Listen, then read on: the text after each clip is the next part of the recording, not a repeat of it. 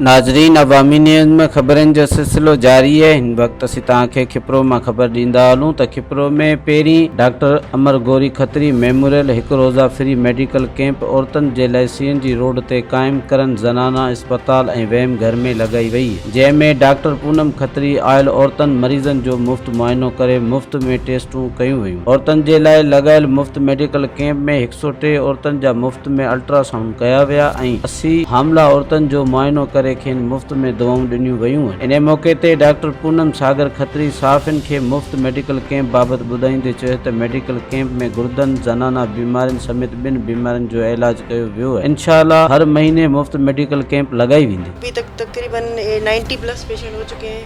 अच्छा रिस्पॉन्स आ रहा है, पेशेंट काफ़ी फ्लो अच्छा है।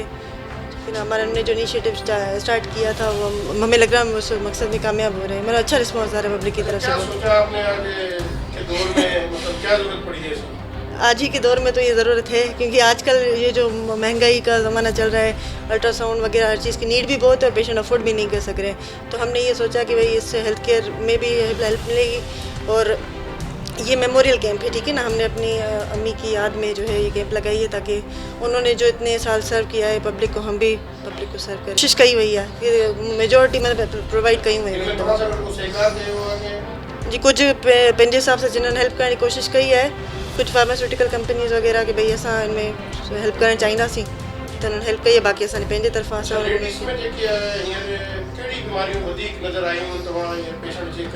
मेजोरिटी पेशेंट PID जी कंप्लेंट सां वधीक आहिनि। बाक़ी UTI छो त सियारो आहे, पाणी वाणी घटि पीअनि थियूं मायूं।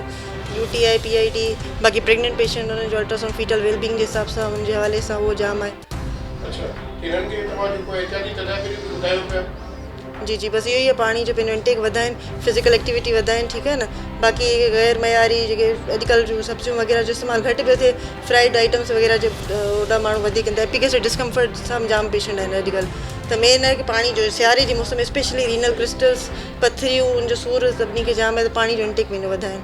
ऐं मल्टीवाइटामिन ज़रूरु खाइनि। 30 साल जी उमिरि खां पोइ मायुनि में कैल्शियम जी कमी थी वेंदी आहे, उनखां पोइ हॾियुनि में सूरु, जेल में सूरु इहो थींदो आहे, त कैल्शियम जो सप्लीमेंट वग़ैरह ज़रूरु वठनि।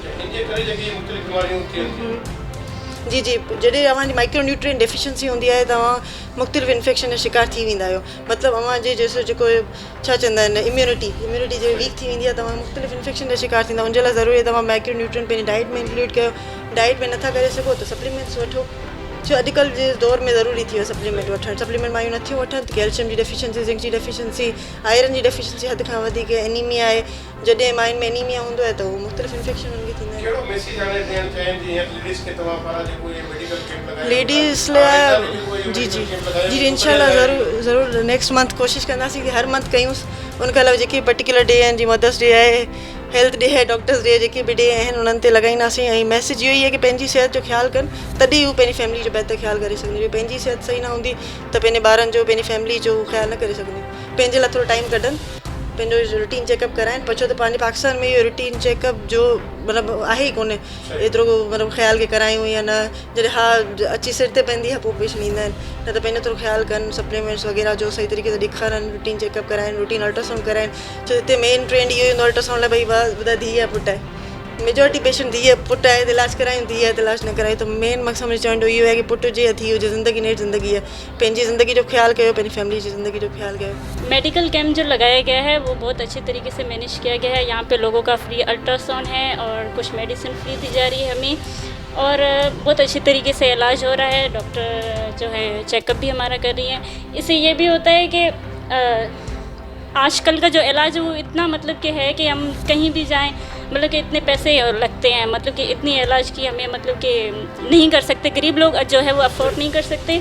तो इसीलिए आज जो कैंप लगाई गई है वो गरीबों के लिए, खासकर हम जैसे लोग जो मतलब कि कैंप के लिए, मतलब ये कैंप लगा है तो हम मुफ्त इलाज करवा सकते हैं। मैं जो है इस हॉस्पिटल की तरफ से मतलब इनके बारे में कहना चाहती हूँ, खराज तहसीन पेश करना चाहती हूँ। जो ये काम जो हुकूमत नहीं कर सकती, मतलब ये कर रहे हैं, तो हुकूमत से भी ये मेरी रिक्वेस्ट है कि ये काम मतलब ये जैसे कैंप वगैरह वो भी कर सकें। पेशेंट तकरीबन 170 पेशेंट जी असां पर्ची कटे चुका आहियूं। अञा पेशेंट तकरीबन 250 जे क़रीब पेशेंट वेठा आहिनि, अञा वेटिंग में वेठा आहिनि। अगरि जे उन्हनि खे टाइम मिलियो त डॉक्टर 8 बजे ताईं पेशेंट ॾिसंदी। अगरि जे टाइम मिलियो त पेशेंट खे असीं चेकअप कंदासीं। फ्री करे बि डॉक्टर चेकअप, मेडिसिन भी तकरीबन फ्री मिलन पियूं। ऐं तक़रीबन पेशेंट सुठा आहिनि ऐं तक़रीबन बहितर पोजीशन वञे पई पेशेंटनि जी। फ्री मेडिकल कैंप असल में असां पंहिंजी वालदा जेका आहे डॉक्टर गौरी जंहिं तक़रीबन 22-24 साल हिते सर्विस ॾिनी आहे किपरो में एज ए गायनाकोलॉजिस्ट, जंहिं तक़रीबन तमामु घणनि केसनि खे मोड़िनो आहे। त उन्हनि जे यादि में असां हिते फ्री मेडिकल कैंप लॻाई आहे, जंहिंमें तक़रीबन असांजो रेशो त एक्सपेक्टेड हुयो 100 खनि जो, पर असां 170+ पेशेंट जेके हींअर थी चुका आहिनि, जंहिंमें 90 पेशेंट जी OPD थी चुकी आहे। अञा बि पेशेंट तव्हां ॾिसी रहिया हिते काफ़ी आहिनि। पोइ उन हिसाब सां असां इहो सोचियो त हींअर दौर बि अहिड़ो ॾुखियो आहे जंहिंमें माण्हू हर शइ खे चेकअप खे अल्ट्रासाउंड खे मेडिसिन्स खे एतिरो मुंहुं कोन ॾेई सघे। तंहिं करे असां कोशिशि कई आहे त कुझु दोस्त यार अहिड़ा आहिनि जेके मेडिकल्स कंपनियुनि में फार्मास्यूटिकल कंपनियुनि में कमु कंदा आहिनि, असां उन्हनि खां बि थोरो जेका आहे हेल्प घुरीसीं। उन्हनि खे असां पंहिंजो मिशन, पंहिंजो विजन जेको उन्हनि खे ॿुधायोसीं, त उन्हनि बि असांजी इन सुठे काज में हेल्प कई आहे। उहे मेडिसिन बि फ्री ॾेई रहिया आहिनि, जंहिंमें अल्ट्रासाउंड बि फ्री करे रहिया आहियूं ऐं डॉक्टर जी चेकअप बि फ्री रहिया, त माण्हुनि जो उनमें सुठो जेको आहे रेस्पॉन्स अचे पियो असांखे। असां मुख़्तलिफ़ मल्टीनेशनल कंपनियुनि जूं मेडिसिन जीअं IQ जूं थी वियूं, गेट्स जूं बि आहिनि, सामी जूं बि आहिनि, मल्टीनेशनल कंपनियुनि जूं दवाऊं असां हिते ॾियूं पिया हर पेशेंट खे। ऐं हर पेशेंट खे असां free of cost 1 week medicine ॾियूं पिया। उनखे प्लस में असां मिल्क जा जेके बॉक्स आहिनि कुझु दोस्तनि असांजे ॾिना आहिनि, उहे बि असीं ॾियूं पिया। ऐं सिरप फार्म में बि असां हर कंपनी जी मेडिसिन मौजूदु आहे, फ्री ऑफ कास्ट ॾियूं पिया। तक़रीबन 150 पेशेंट असां हिते मैडम ॾिठा आहिनि ऐं सभिनी खे मेडिसिन 1 वीक जी प्रोवाइड कई आहे। कर थे ऐं अचनि जो ख़ैरु आहे। तहफ़ुज़ माण्हुनि खे ज़ाहिर आवाम ई ॾींदी, हुकूमत त तव्हां ॾिसो पिया हू त वठण जे चक्करनि में आहिनि, ॾियण जे चक्कर में कोन। ज़ाहिर आहे माण्हू जी हेल्प कंदो, ॿियो केरु कंदो। पेशेंट जितने भी उनको कंप्लीट डोज दिया जा रहा है, पूरे हफ्ते का डोज दिया जा रहा है और फ्री कैंप लगाया है इधर। अल्ट्रासाउंड भी उसमें हो रहा है, वो भी फ्री है, और जो डॉक्टर की फ़ीस है वो भी नहीं ली जा रही, और मेडिसिन जितनी भी है पूरा डोज दिया जा रहा है, और सैंपल नहीं है, सारे कमर्शियल हैं। सर बस अगर हुकूमत इस बात पे गौर नहीं कर रही है तो, लेकिन हम जितने भी हैं फार्मा के कुलीग एक दूसरा, हम सब इन मसले को देखते हैं और सब हम लोगों ने मिल के कंबाइन करके ये कैंप लगवाया है। जितने भी हमारे फार्मा के दोस्त हैं सबों से हमने मेडिसिन ली है और इस तरीके से कैंप लगवाया है कि गरीब लोगों को ज़्यादा से ज़्यादा बेनिफिट मिल सके। आज जो यहाँ पे कैंप लगा है वो बड़ा ही माशाल्लाह ज़बरदस्त कैंप रहा है, और इंटीरियर को काफ़ी, यहाँ खिपरो शहर के लोगों को काफ़ी इससे फ़ायदा पहुँचा है, और उनको मेडिसिन, अल्ट्रासाउंड और डॉक्टर ने जो है वो चेकअप है वो बिल्कुल फ्री ऑफ कॉस्ट हुआ है। और यही इंशाल्लाह हम कोशिश करेंगे कि वो हर मंथ जो है वो हम इसको कंटिन्यू कर सकें, और जितनी हमारी सतह है।